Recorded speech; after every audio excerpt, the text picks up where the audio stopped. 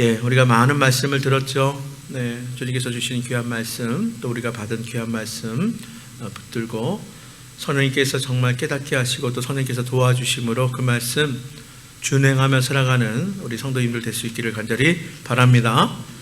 네, 말씀은 넘칩니다. 요즘에는 얼마든지 말씀을 수시로 찾아 들을 수 있죠. 말씀이 넘치지요. 그러면 하나님의 나라, 이미 너희에게 임한 그 하나님의 나라가 점점 더 확산되고 분명히 확산됩니다. 그렇죠. 겨자씨와 같이 누룩과 같이 확산되는데, 그러면 내 주변에 그런 일들이 사실 일어나야죠. 네, 그렇습니다. 자, 그런데 가만히 보니까 말씀은 홍수처럼 넘쳐나는데 정말 우리가 다시 한번 돌아보고 또 우리가 더욱더 우리 자신을 우리가 다시 한번 말씀 앞에 또 세울 수 있게 되기를 바라요. 왜냐하면 여러분 잘 알다시피 한국 교회에서만 봐도 사실 초대에 처음 선조들은 정말 기독교 인구가 얼마 되지 않았는데도 불구하고요, 심지어는 평양 같은 경우에는 정말 우리 평양 장대현 교회 부흥의 역사도 이야기하고 있는데, 정말 부흥이 뭐냐? 부흥은 예배와 기도의 어떤 눈에 보이는 그런 현상, 이게 아니에요. 요즘에 에즈베리 신학교의 부흥 운동이 일어난다고 합니다. 대단한 일이에요. 거기에 신학생들이 모여서 예배를 드리는데 고린도처럼 학생들이 이렇게 몰려들어요. 멀리서도 막 오고요. 여러분 검색해 보면 잘 나와 있거든요. 에즈베리 신학교에 정말 전에 없었던 그런 부흥의 운동이 일어나는데, 근데 여기서 저는요 다시 한번 기도하면서 정말 이것이 하나님께서 허락하시는 부흥인가 하는 것을 우리가 어떻게 할 수 있느냐, 이를 통해서 어떻게 미국 사회가 변화되느냐. 부흥의 역사는요 개인이 변화가 되고요, 그를 통해서 주변이 변화되는 것입니다. 그러니까 무슨 얘기냐면, 예배와 기도의 시간, 그 눈에 보이는 거를 우리가 부흥이라고 착각하는 경우가 있어요. 부흥은 그런 게 아닙니다. 사실은요. 예, 중요합니다. 사실은 예배와 기도에 고린도처럼 모여서 우리가 하나님을 찬양하고 예배하고 기도하고 중요합니다. 그런데요, 정말 진정한 부흥으로 이어지려면 그 다음에 어떤 일이 벌어지는가 기대하셔야 돼요. 예, 어쨌든 그래서 우리가 어떤 현상을 가지고 너무 부흥을 또 이렇게 막 흥분돼서 이야기할 필요도 없고요. 우리가 그러나 또 냉소적으로 바라서도 안 되고요. 네. 근데 하나님께서는요 이렇게 시기마다 정말 부흥을 간구하는 자들에게 그런 부흥을 또 허락하시고요. 자, 그래서 제가 이제 매일 성경 매일 아침에 우리가 함께 은혜를 나누고 있는데요. 또 수요일 날은 이렇게 정리해서 수요 오전 예배 때 또 다시 한번 정리하고 또 새벽에 나누지 못한 것들을 함께 나누고 있어요. 짧지만 중요한 것은 뭐냐면 그 말씀을 받고요. 우리 마태복음에도 나오잖아요. 우리가 좋은 땅, 좋은 밭이 되어서 그래서 100배, 60배, 30배의 결실을 맺을 수 있게 되기를 바랍니다. 자, 오늘은 사실 마태복음 15장과 16장의 말씀을 정리하도록 할게요. 이 얘기는 뭐냐면 지금 다 읽지 못하지만 지금까지 읽어오셨지만 오늘 이제 17장 들어갔는데요. 그래도 꼭 돌아가셔서 15장과 16장을 다시 한번 우리가 읽어보면 귀한 또 말씀을 또 생각하면 귀한 은혜가 있게 될 것입니다. 우리 인사 못했죠? 네, 인사 못했는데 성찬 때문에 여기 세 줄을 딱 뺐더니 이렇게 여러분들 잘 못 느끼겠지만 저는 여기가 이렇게 굉장히 훤해요. 네, 자, 우리 인사했으면 좋겠어요. 주님의 이름으로 축복합니다. 주님 안에 사랑합니다. 시작. 주님의 이름으로 축복합니다. 네, 주님 안에서 사랑합니다. 네,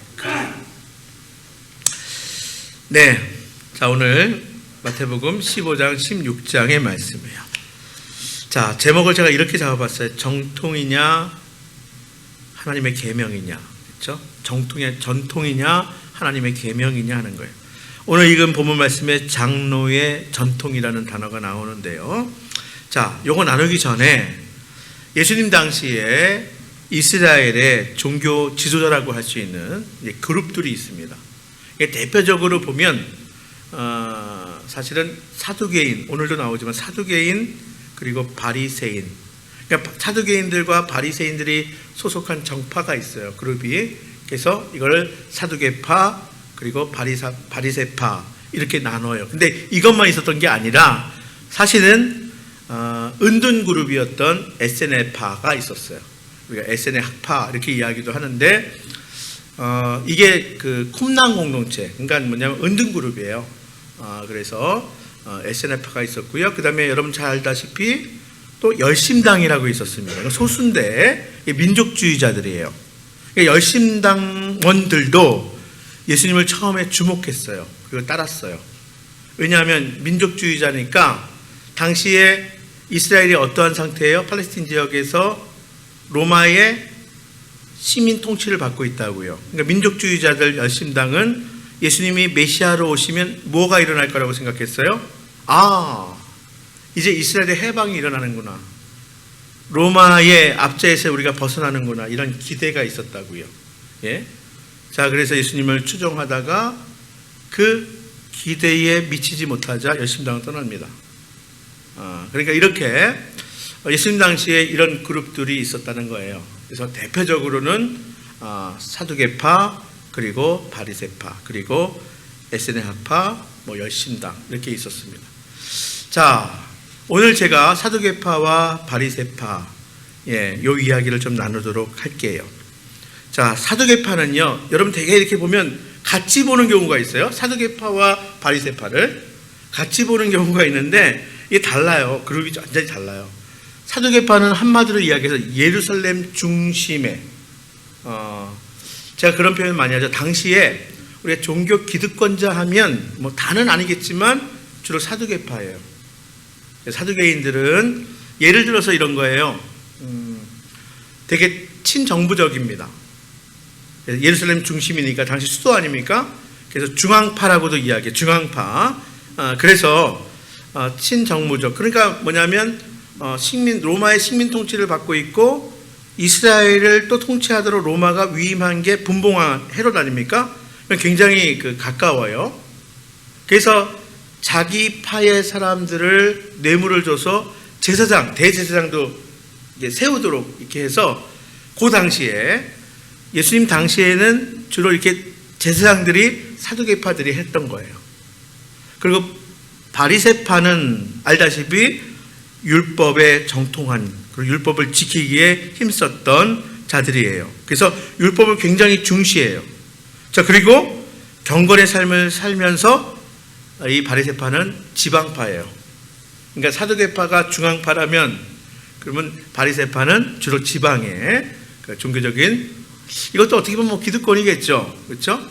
그래서 이 사는 수준으로 보면 사두개파는 상류층 주로, 그리고 바리새파는 주로 중산층 정도 보면 될 것 같아요. 이렇게 보면 될 것 같아요. 그러니까 대다수의 예수님께서 만났던 가난한 자, 소외된 자, 이 사람들은 이제 하류층이겠죠, 그렇죠? 예, 그러니까 이렇게 보면 될 것 같아요.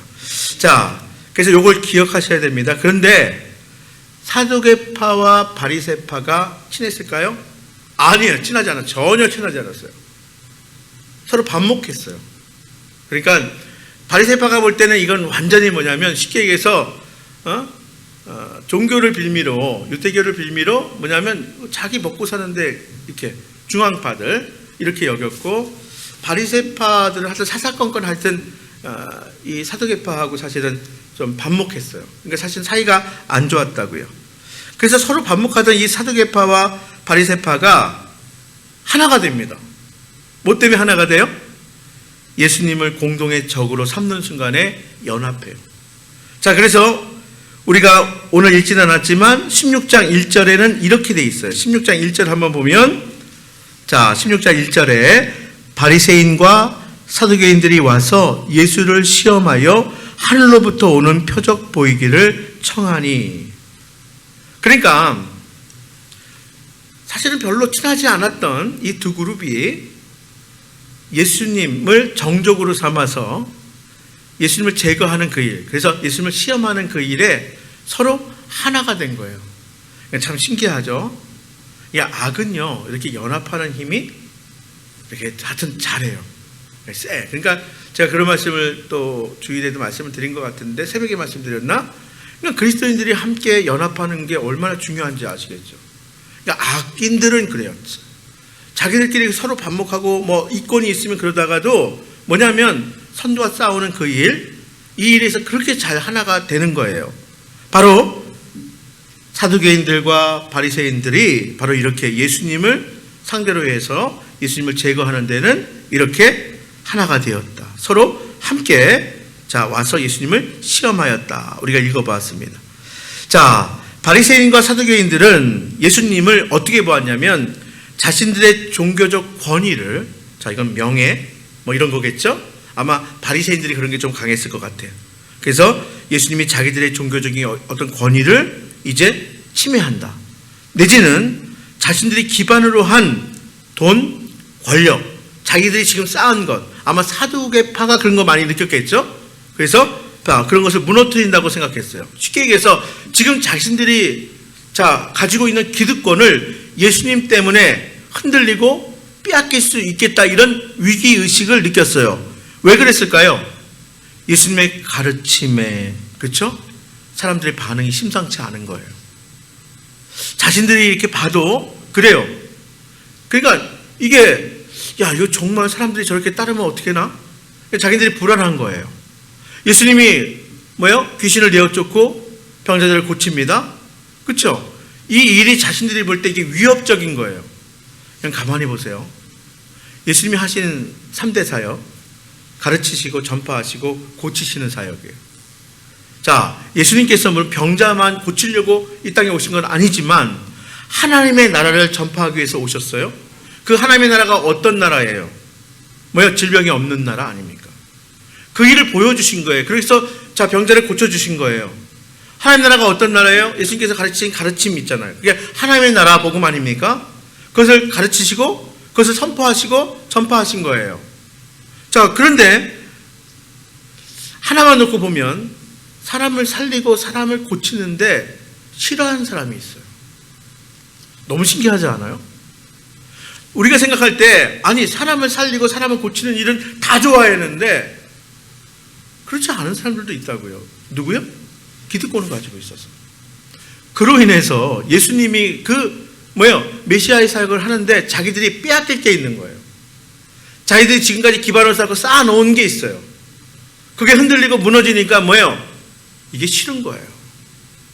그래서 여러분, 복음이 전할 때에 그 생명의 역사 일할 때 물론 사단 마귀가 싫어해요.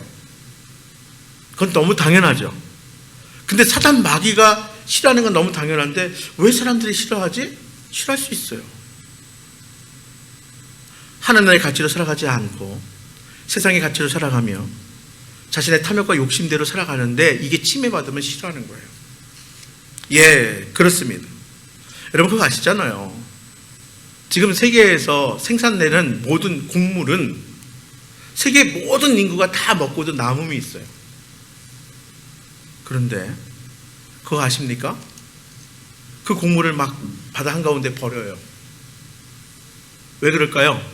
가격이 떨어진다는 이유로 버려요. 자본주의 사회에서 더 중요한 건 뭐냐면 양식을 통해서 먹이고 살리고 이거보다도 더 중요한 게 뭐냐면 돈이 가치가 돼서 그래서 그런 거예요. 너무 신기하죠?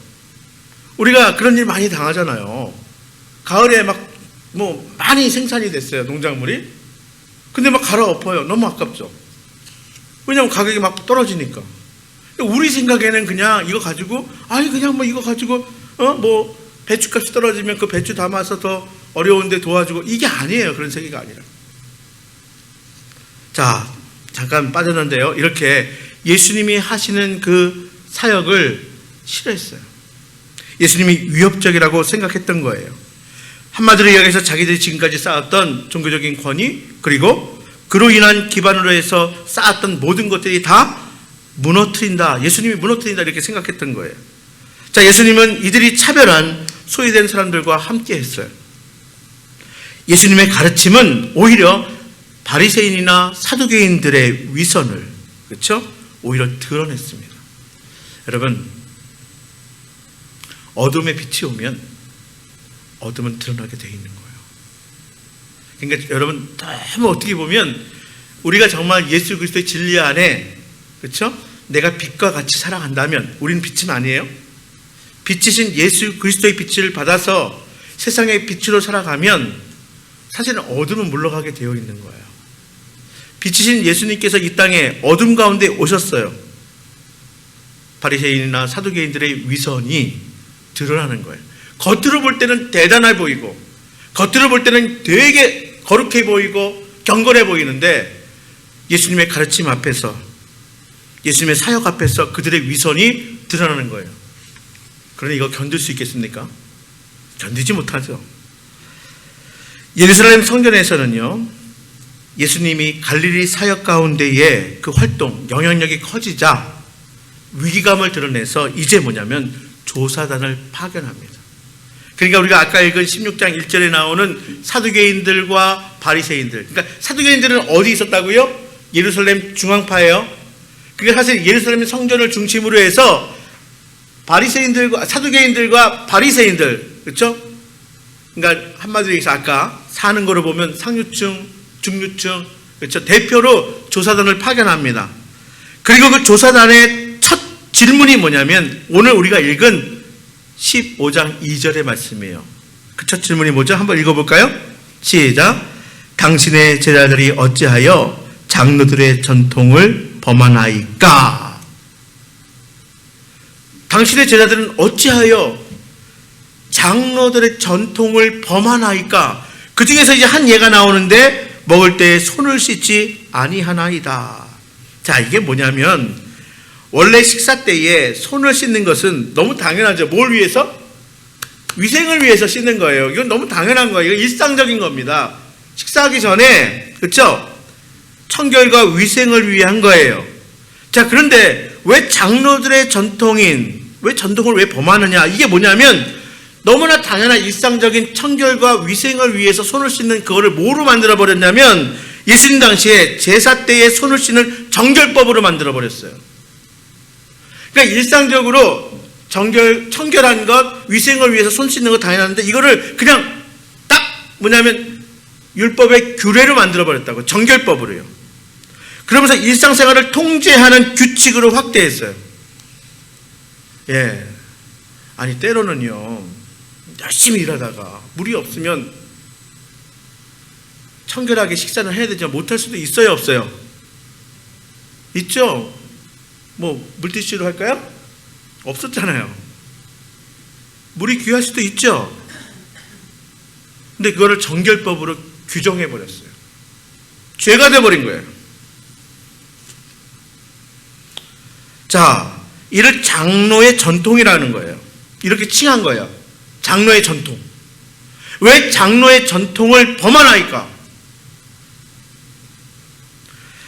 자, 그리고요, 그 예를 사실은 예수님께서 이 뭐 안식일법이라든지 이렇게 논쟁한 이유가 사실 다 이런 바탕이에요. 예수님은 이에 뭐라고 말씀하세요?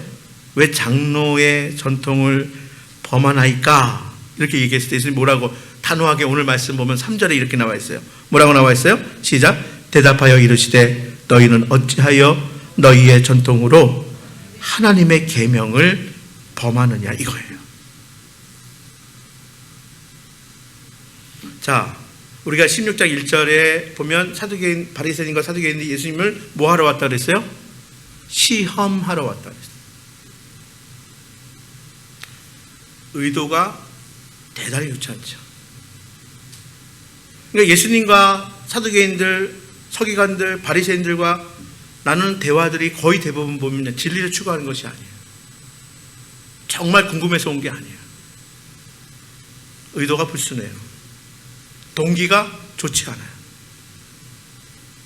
자, 어찌하여 전통으로 하나님의 계명을 범하느냐? 단호하게 말씀드려요. 온갖 전통이 율법을 형식화해요. 도리어 하나님의 계명, 본래 뜻, 본질, 그것을 왜곡하고 있다는 거예요. 자, 그리고 십계명의 5번째 아세요? 4번째까지는 하나님하고의 관계. 5번째부터 인간과 인간. 그 첫 번째가 뭐예요? 5번째, 부모를 공경하라는 거예요. 부모 공경 마땅하게 지켜야 할, 이거는 일상적인 일륜으로 명령입니다. 이건. 그렇죠? 부모 공경은. 자, 그리고요. 성경에 보면 고르반이라고 있습니다. 고르반. 이게 뜻은 뭐냐면 드림이라는 거예요. 고르반, 드림. 그렇죠? 성전에 예물을 바칠 때 고르반 이렇게 해요. 드림이에요. 자, 이를 장로의 전통은 성전에 제사를 바친다는 맹세로 확대했어요. 드린다. 고르반을 뭐냐면 어떻게 확대하냐면 장로의 전통으로 성전에 제사를 바친다는 맹세로 확대했어요. 근데요, 맹세한 이 제사는 죽어서 바쳤어요. 죽어서. 그러니까 제가 이 말을 왜 하냐면, 그런데 자, 어떤 자들은 부모를 공경하는 거 언제 해야 돼요? 살아생전에 해야죠. 이웃을 사랑하는 거 언제 해야 돼요? 내 주변에 있는 이웃에게 해야 되죠. 그런데 어떤 자들은 부모를 공경하고 이웃을 사랑하는 그 등으로 하나님이 주신 물질, 재산을 쓰지 않고 고르반 맹세를 악용합니다. 뭐예요? 내 고르반, 내 재산을 하나님께 드렸어. 그런데 그건 언제 드리는 거예요? 내가 죽어서 드리는 거예요. 그러니까 뭐냐면 내가 부모 공경하는 일과 이웃을 사랑하는 일을 악용해서 나는 그러면 고르반 했기 때문에 난 안 드리는 거예요. 자, 당시의 종교 지도자들이 이걸 알았을까요? 몰랐을까요? 다 알았어요. 그 폐해를 다 알았어요. 그럼에도 불구하고 뭐예요? 성전 제산의 증식을 위해서 오히려 고르반 참여를 칭찬하면서 부추겼다는 사실입니다. 이해가 되십니까? 그러니까 성전의 제산을 증식시키기 위해서 악용하는 사람이 분명히 있음에도 불구하고 뭐예요? 그냥 모른 척 눈 감거나 아니면 부추겼어요. 칭찬했어요. 이것이 장로의 전통의 악하고 위선적인 실태였다는 거예요. 여러분, 예수님은 분명히 말씀하셨는데요. 이사야 말씀을 인용해서 너희가 입술로는 공경하지만 마음으로는 뭐예요? 위선으로. 그렇죠? 마음은 멀어요. 입술로는 공경한다, 사랑한다 이렇게 이야기하지만 마음은 먼 그들의 위선을 지적하는 거예요. 여러분, 장로의 전통은 정결법을 확대해서 입으로 들어간 것에 깨끗한 것을 따집니다. 그러니까 얼마나 먹을 거, 먹지 않아야 될 거, 그렇죠? 근데요, 구약에서 먹을 거, 먹지 않을 거, 그건 다 이유가 있어요.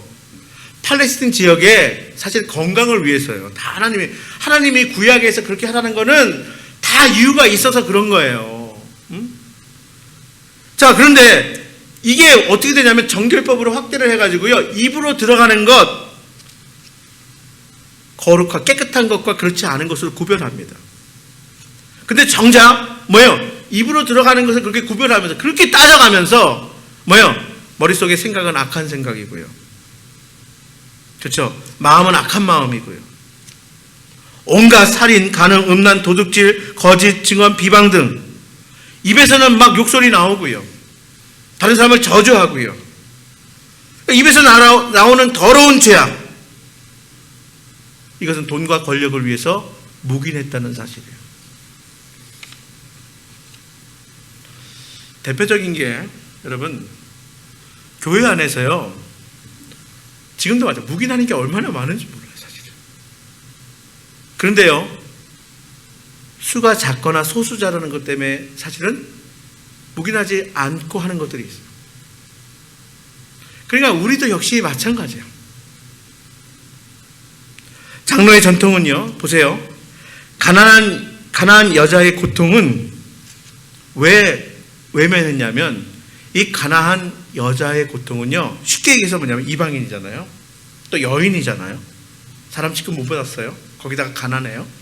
그러니까 뭐냐면 가난한 여인의 그런 고통은 개들에게 임한 마땅한 저주라고 생각한 거예요. 그러나 하나님의 계명은 가난한 여자의 고통을 치유합니다. 여러분, 유대 땅에서 행한, 여러분, 오병이어는 유대 땅에서 행했어요, 기적이. 근데 예수님이 너무 신기하게 뭐냐면 이방의 땅에 가서도 비슷한 기적을 행하는데 뭐예요? 7병이어의 기적을 행합니다. 여러분, 우연일까요? 유대 땅에서 행한 오병이어의 엄청난 기적을 예수님께서는 똑같이 7병이어의 기적으로 이방 땅에서도 행하셨어요. 여러분, 우리가 아침에 살펴보았지만 바리새인과 사두개인들은 예수님께 표적을 구합니다. 표적을 구해요. 예수님 뭐라고 말씀하셨어요? 요나의 표적밖에, 그렇죠? 보여줄 게 없다.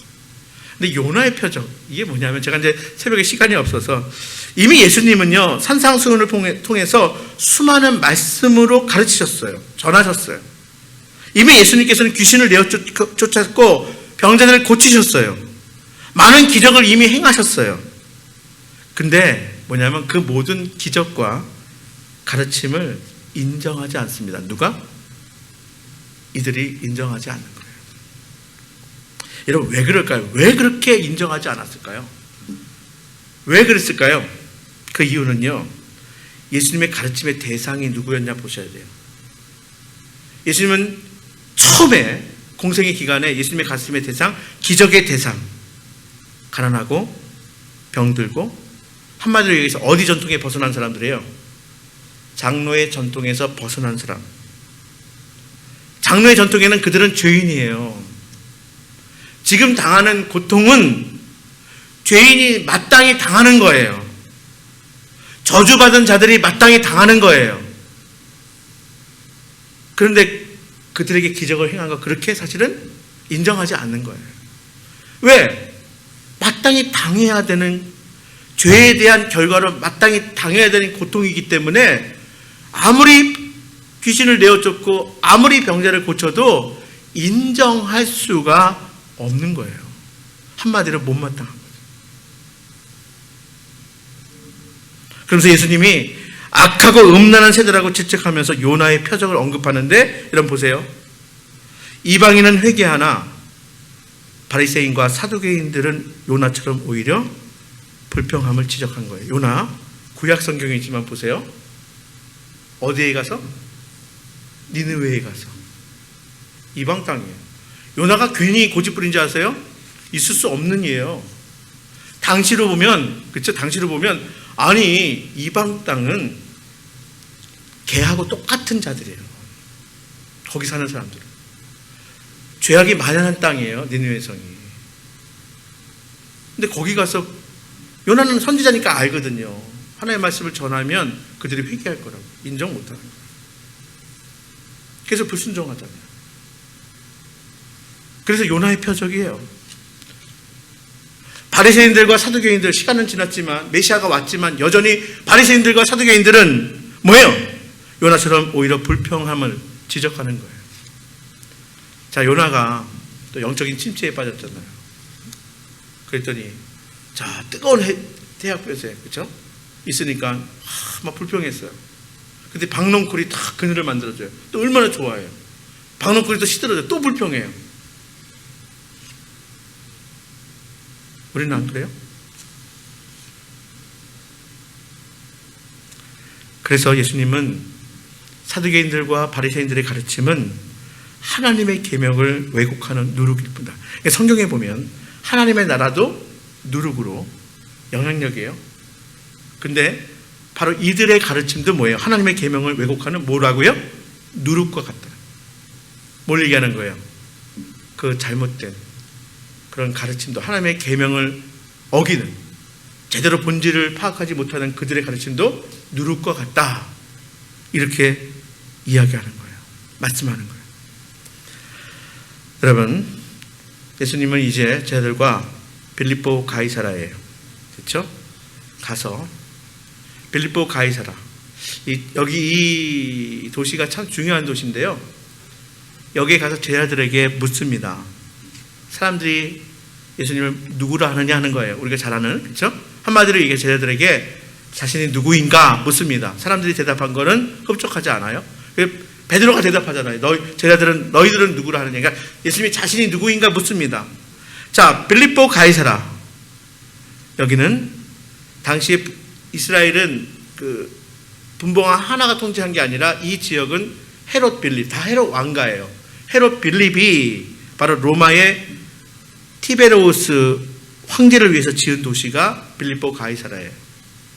그러니까 황제를 위해서 지은 도시니까 얼마나 풍요롭겠습니까? 황제의 도시에 한마디로 얘기해서 권력을 상징합니다. 풍요와 권력을 상징하는 곳이 가이사라 빌립보예요. 또 이 가이사라 빌립보에는 자, 번영한 도시에는 항상 뭐가 있냐면 이방 신전이 있어요. 그래서 신을 섬기는 초대형 신전이 있는 곳이었어요. 자, 당시 세상은 우리가 알다시피 로마 제국의 황제를 뭐냐면 그들의 주예요. 그러니까 우리가 예수는 주, 예수는 그리스도 이렇게 이야기하지만 사실은 이 로마 제국이 다스리던 이때 당시에는 로마의 황제가 이 세상의 메시아로 고백해야 되고 자신들의 주로 고백해야 돼요. 그리고 판신, 그렇죠? 판신과 같이 대개 이 이방 신전의 이 우상들은요, 신들은요, 다 뭐냐면 인간의 탐욕, 욕망을 충족시켜주는 신이에요. 한마디로 해서 풍요와 번영의 신이라고요. 이 판신은 바로 이렇게 탐욕을 채워주는 온갖 신, 이런 신들을 하나님으로 고백한 거예요. 그러니까 사실은 하나님을 알지 못하는 하나님 나라가 아닌 곳에서는 뭐예요? 이렇게 로마의 황제를 메시아, 주로 고백할 뿐만이 아니라 이렇게 판신과 같은 자신의 탐욕을 채워주는 그러한 신들을 하나님으로 고백하며 살았던 시대예요. 지금은 다릅니까? 지금도 마찬가지죠. 내 본능, 내 탐욕, 내 욕망을 채워주는. 제가 가끔 그런 얘기해요. 예루살렘 성전에 어떻게 바알과 아세라 등 이방 우상들이 들어와 있을 수 있을까? 성전에 들어왔거든요. 성전에. 구약에 보면. 이게 가능해요? 하나님께 제사하는 곳에? 가능해요. 한마디로 이야기해서 나를 위해서라면 하나님이 도와주셔도 되고, 나를 위해서면 내 탐욕과 욕망을 채우려면 다른 어떤 것도, 그렇죠? 내가 신으로 만들어 놓고 도움을 받으려고 하는 거예요. 철저하게 내 중심적이죠. 나를 위해서죠. 여러분, 우리가 하나님을 섬기는 게 나를 위해서요? 아니죠. 우리가 사실은 기독교 신앙이 근본적으로 무엇이 다른지 우리는 마태복음의 말씀을 통해서 살펴볼 수가 있는 거예요. 어쨌든 베드로는 뭐라고 고백합니까? 주는 그리스도시요 살아계신 하나님의 아들이십니다. 한마디로 얘기해서 예수님은 메시아시고 예수님이 살아계신 하나님이시라고 고백한 거예요. 바로 이 고백을 하며 사는 사람들이 그리스도인이에요. 바로 이 고백을 하면서 이 땅에서 살아가는 사람들이 하나님 나라의 백성으로 살아가는 거예요. 이런 사람들이 함께 지어져 가는 곳이 바로 교회예요. 예, 그래요. 그래서 믿음의 고백 위에 교회가 세워지는 거예요. 예수를 주로 고백하는 사람들, 예수는 메시아고 예수는 살아계신 하나님의 아들, 하나님이시고, 그렇죠? 나의 삶의 주인이시고 나의 구원자이시고 그리고 주권자 하나님이시고, 이걸 고백하는 사람이 그리스도인이고, 또한 이렇게 고백하는 사람들이 모인 곳이 교회예요. 교회를 이루는 거예요. 여러분, 우리 시대에도 장로의 전통이 교회에 가득합니다. 자, 그러나 여러분, 물론 오해하지 마세요. 전통이 필요 없다는 것이 아닙니다. 모든 전통이 나쁘다는 것도 아니고 여러 전통은 당연히 필요합니다. 자, 하지만 여러분, 우리가 전통이 뭐보다 우선할 수 없다? 하나님의 계명보다 우선할 수 없다는 거예요. 전통이 필요한 것이 있지만 그러나 하나님의 계명보다 중요하지 않다는 사실이에요. 그래서 예수님께서도 말씀하셨어요. 새술은 새 부대에, 그렇죠? 옷을 기울 때는 뭐예요? 여러분, 새 옷을 기울 때 헤어지는 것처럼 여러분, 정말 진리의 말씀, 복음의 말씀을 들은 우리가 정말 전통을 우리가 잘 지켜나가는 것이 아니라 우리가 전통을 통해서 하나님을 알고 또 하나님께 예배하는 것, 우리가 참으로 도움을 받았지만 더 중요한 것은 뭐냐면 하나님의 계명을 중하게 여기는 것. 그래서 우리가 전통은 하나님 사랑과 이웃을 사랑하라는 그 계명의 본뜻을 우리가 향해 나가야 된다는 사실을 기억하는 우리 성도님들 다 될 수 있기를 바랍니다.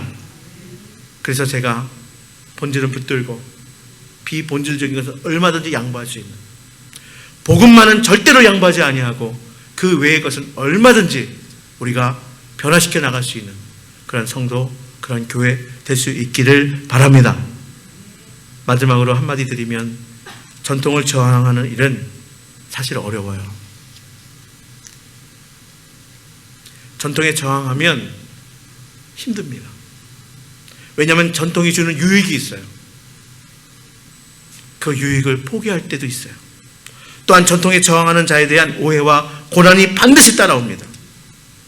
그래서 필요한 게 뭐라고요? 그래서 믿음이에요. 그래서 사실은 제가 이런 말씀을 묵상할 때마다 꼭 제가 마지막에 기도해요. 주여 도와주시옵소서. 그래서 주님께 도움을 구할 수 있게 되기를 바랍니다. 진리의 말씀에 확신을 가질 수 있게 되기를 바랍니다. 자기를 부인하고 십자가를 지고 주님을 따라가는 이 사순절기, 또 여러분들의 인생 될 수 있기를 주님의 이름으로 축복합니다. 임마누엘 하나님, 우리와 함께 하신 하나님, 여러분 신뢰하시고 하나님의 귀한 말씀 확신하며 나갈 수 있게 되기를 바랍니다.